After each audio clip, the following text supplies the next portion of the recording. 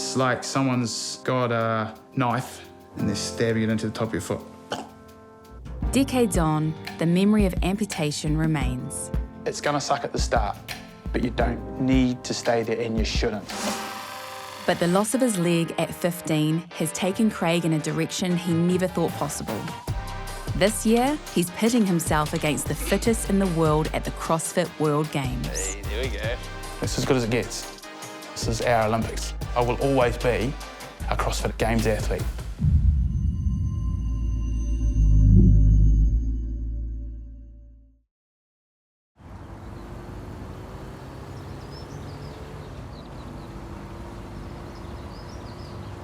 It was a sort of a grey, drizzly day. We were coming this way on a little moped, and we were going a bit quick.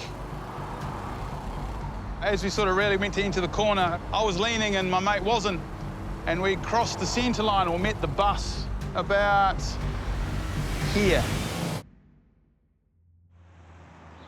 Just like, wow, what the hell's just happened?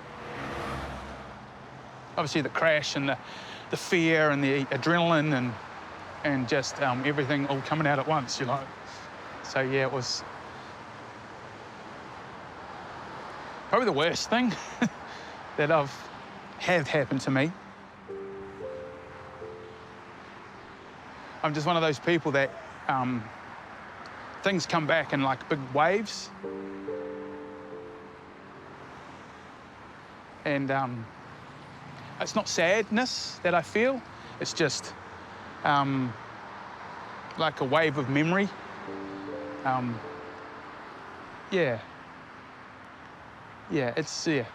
That's the best way I can describe it. So I landed there, sort of sat up and saw my bones sticking out of my leg, sort of crossed over each other, and then the sole of my foot facing me. So it was completely flipped open. So there's only a little bit of skin holding it on. So then they took me in to see Craig, and Craig was on the bed, this, you know, white face, and he said, "I've done it this time, Mum." And he said, "It's not going to stop me doing anything, Mum." That was his first words he said.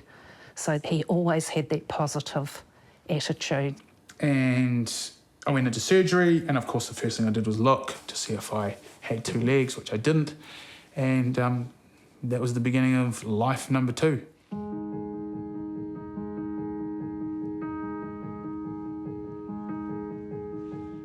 You mourn like you would mourn any loss, right? And those questions always pop up, why me? I had lots of help, lots of support, and I dealt with it, and I accepted it, and I made the best of it.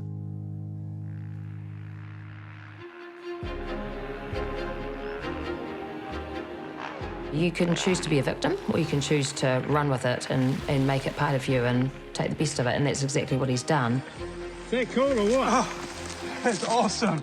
He, somewhere along the way, obviously decided that, you know, life's not over. Let's grab it by the horns and go for it. And he did. He started motorbike racing not long after he lost his leg. Well, there's not many people that would do that.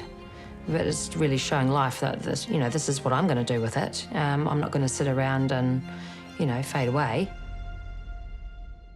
We went on 2 dates before he told me about his leg, and when he did tell me, I thought he was having me on because it's just his personality. Yeah, and because he walks so well on it as well, you wouldn't pick it. And the amount of sports and things that he's done over the years has been so many more than most people I know. CrossFit is Craig's new fixation. It's a high-intensity sport, and competition is down to strength and speed. He's training for the World Adaptive CrossFit Games in Texas in 2 weeks. To qualify, you need a World Top 10 result, which Craig has achieved as he closes in on 50.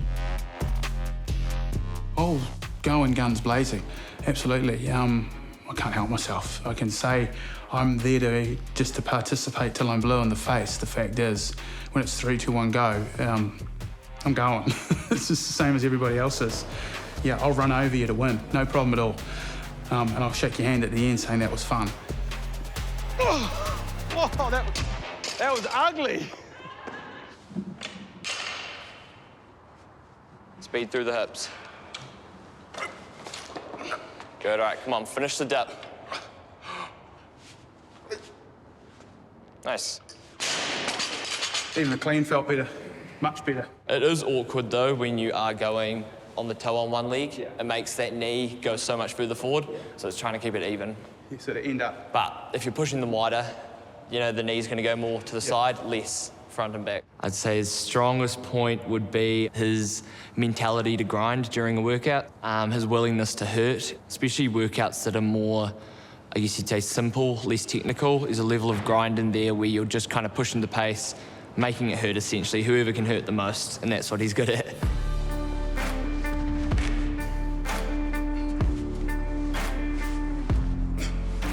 I think there's things that are harder for Craig to do, like in his case doing wheelchair, rugby for so many years, that upper body mobility is just not there. Like it takes a lot of time to develop.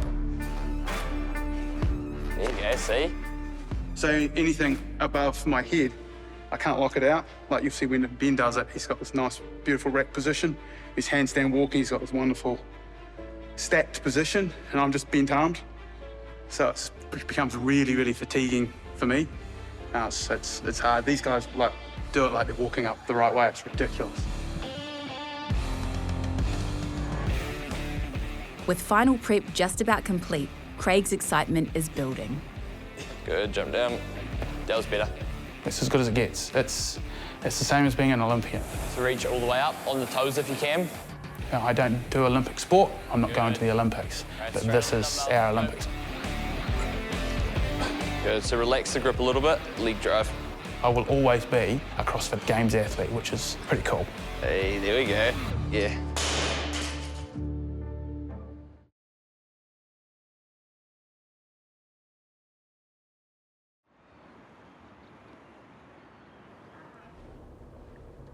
So we're off to my full-time job, which is Piki Waihanga on the New Zealand Artificial Limb Service at the front of Burwood Hospital. Once a patient, Craig now runs the Limb Centre workshop. About 6 years ago, as a joke, my prosthetist said, "Oh, we're looking for a technician, you should apply." And I was in a position where I chose to and got the job.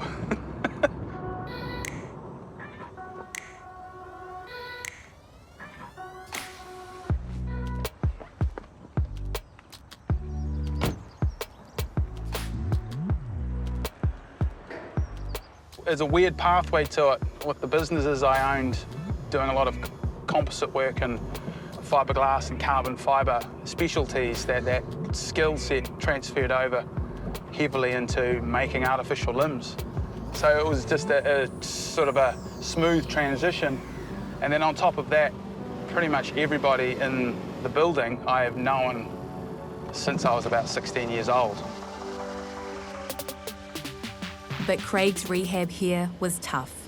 There was no real process with regards to getting the limb, fitting the limb, getting comfortable with the limb. There was no gait training. There was no physiotherapy. There was nothing. One of the worst things for all of us was the day we went to Burwood for him to get fitted, you know, about his artificial leg. There was a surgeon then, an older person, who never really spoke to us, and he came in and he turned to the people that were with him and said, "Oh, they'll have to cut more off." And Craig and I just sort of sat there and I thought, what is he talking about? That was day one, and my mum took over from that point. I never saw him again. He may have been buried in the backyard somewhere. I'm not sure. I don't want to ask. His first prosthetic wasn't great. It didn't fit very well, it hurt. And I remember being told by the prosthetist at the time, no, it doesn't, walk it in. That was the feedback I got. So I tried, and I remember being able to walk maybe 30 metres, and I'd have to stop because it was cutting off my circulation essentially. And you know, you'd be white sweat. It's so painful. This is trial socket number 2. We'll do a couple of these check sockets, and you've gone through check sockets before. Then Dion started working at the centre. He's amazing, he's empathetic, he's extremely experienced, he's a lovely man to be around, and he's bloody good at his job. If you haven't got a comfortable fitting socket, it doesn't matter what you put on, it's not going to work. We can go for the fanciest running feet or whatever, but if that socket's not fitting comfortably, he's not going anywhere. So for Craig, you have to go socket first and then think about components. So he made me another leg, it fitted, I started life. He is the reason I can do what I do, so simple as that. If you sat down now... In return, Craig physically tests any new technology to help Dion learn what works and what doesn't. Okay, and that is not moving, and that's pretty much on. Yeah. Craig, being a long-term amputee and working alongside us, knows what I'm looking for, and he can tell, hey, look, I think the volume's wrong here, the suction's not quite right, hey, the foot's not acting quite right. So he knows what I'm looking for, and it's just easy to sort of experiment with Craig and he can give me the feedback. Craig used to be on an old type of system, and we used to just see him all the time, and his knee was in a terrible condition. And Craig, if I said to Craig, oh, there's no more funding from ACC, you're going to have to go back to the old system you had 15 years ago, he would be a broken man. So technology is pretty much what's changed Craig's life, because he's doing more than what he used to when he was doing his martial arts. I would say he's doing harder stuff now, but I don't have any problems with him anymore. Even so, ongoing pain is a reality for amputees. Now I can go to bed at night, take it off, everything's fine.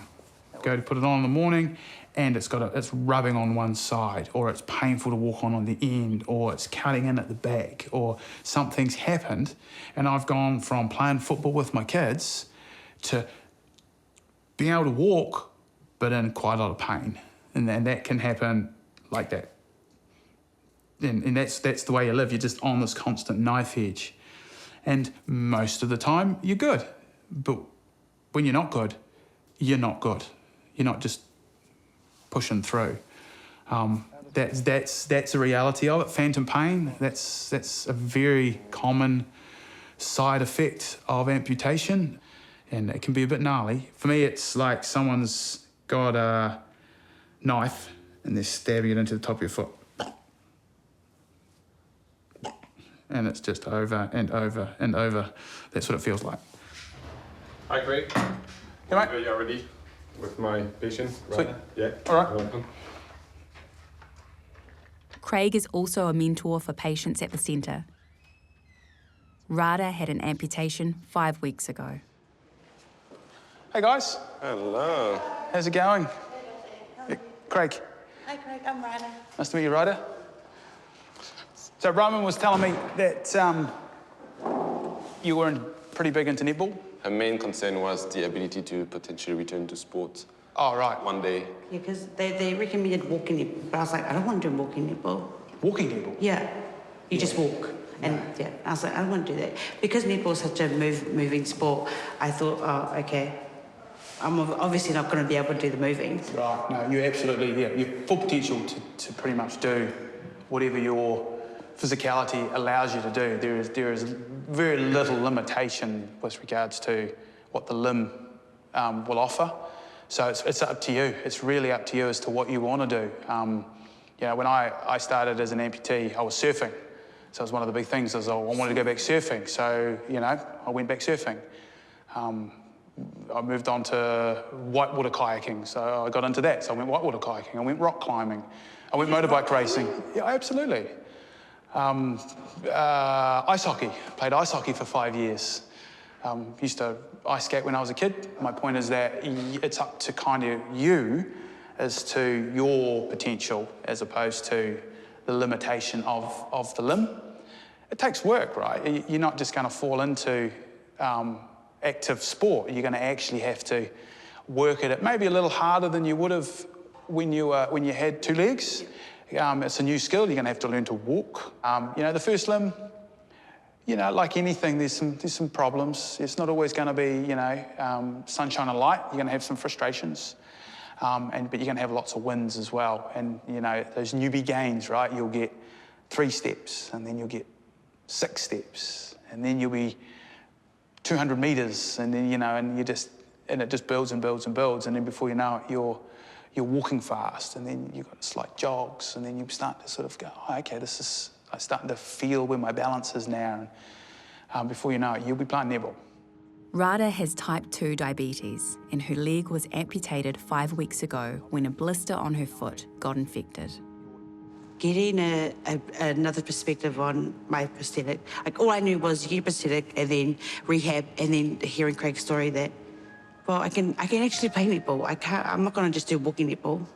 This guy, like, everything's just, it's not so far reached. Everything's close. If I'm willing, mentally, physically, to get there. So that's, I'm like, okay, yeah, I can do it. Yeah, give me a dress now. I'm ready now. Did you go out in public with just a stump? Absolutely, yeah. Did you feel a bit like you embarrassed? Do. Look, it was a bit. You do feel a bit self-conscious, and that's. How did you get over that mentally? I was lucky, and I'm sure you're lucky too, in that I had a good support network around me. I had a great group of friends that didn't treat me any different. You've got the wonderful joy of being visually different. Visually. Yeah, you're part of an elite fraternity of people with limb difference. Welcome to the family. Thank you. Yeah. Yeah, there's lots of cool things available to you, all right? I've had some pretty cool experiences just because I am an amputee. Things I would never have probably been able to do otherwise. So trust me when I say it's just the beginning.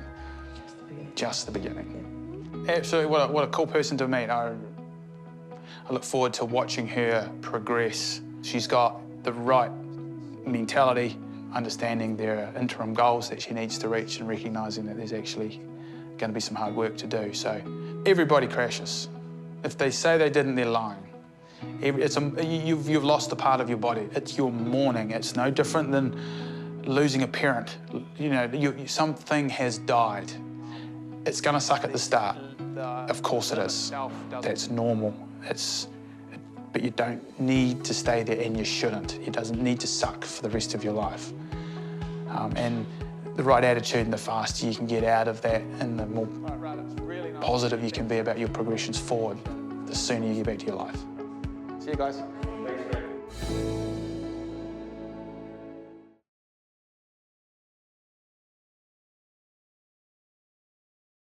Muscle clean, and then 3 power cleans from the floor, okay? Go through that twice, and then you can build up your weight, and I'll put the clock on. It's Saturday morning, and Craig snuck off for a quick workout.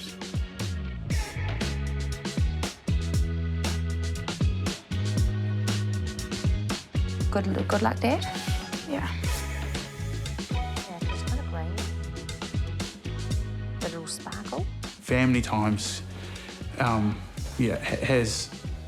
gets a big hit on the weekends, definitely, and a huge amount of guilt that comes in. It is a very, very selfish endeavour, don't get me wrong. Your whole world is around that one thing. And look, sometimes I'm going home. I can't be here doing this when I feel like I should be there doing that. So sometimes you just stop. You know, family's still first. He likes to give lots of different things a go, but he does tend to succeed with everything he does.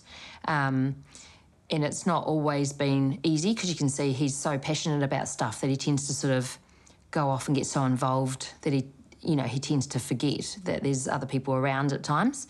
And, we've had our ups and downs, but at the same time, those ups and downs have led us to where we are now. We've got a better understanding of each other.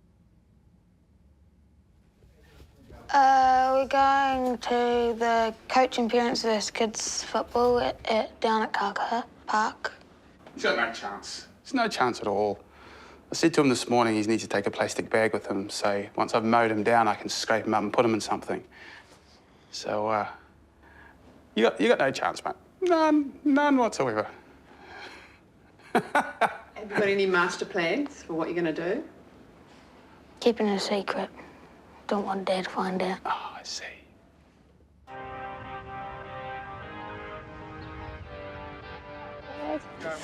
Yes. Good to see you, man. You too. Should be a Ready bit to of, score a couple of goals today. bit of fun. I'll be happy if the ball goes in the air. Let's go out there, you can all play.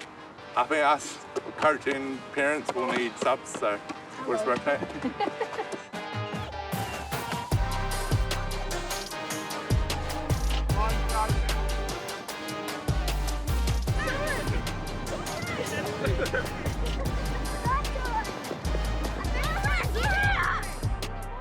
Craig's competitive streak strikes again. Oh, it's cool. It's a lot of fun, eh? You know, playing a able-bodied sport. I'm not left-footed, so it's a real challenge.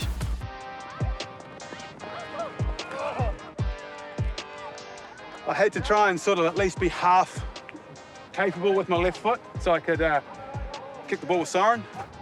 But it's also, I don't do really well standing on the sideline. Little things, right? Things you don't think you'll miss. But, just being able to kick the ball properly, that'd be kind of cool. It took too long.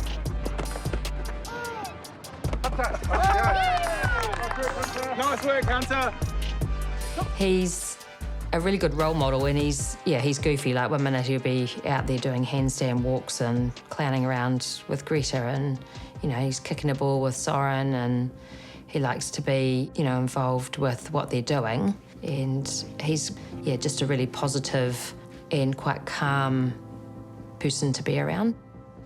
I never thought that I would be able to qualify for the games. To be at the top 10 in the world is pretty cool.